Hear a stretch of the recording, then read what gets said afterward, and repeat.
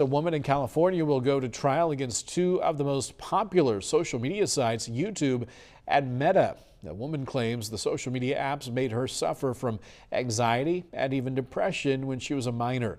WGEM's Zeke Shapiro spoke with a psychiatrist in Quincy about the potential effects of social media on young people.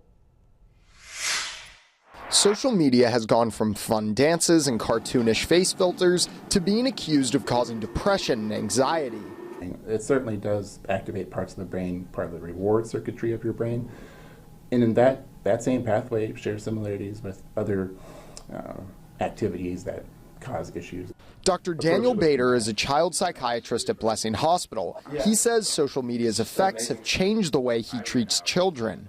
I've incorporated in my usual initial evaluation for kids. That's how significant a factor is. He explains social media can affect the part of a child's brain and development that creates a dependency on usage of social media. He says the process is similar to other potentially harmful activities like substance abuse disorder. And similar to substance abuse, withdrawals can have intense effects on mental health.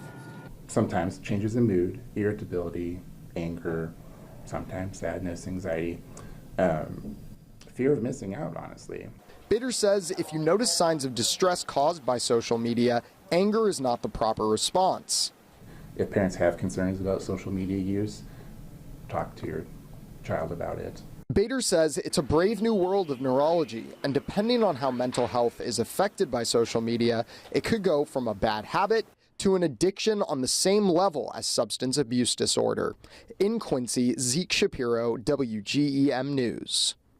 Thanks, Zeke. And the woman also filed suit against TikTok and Snap Inc., the company that owns Snapchat. TikTok settled on Monday, while Snap Inc. settled last week.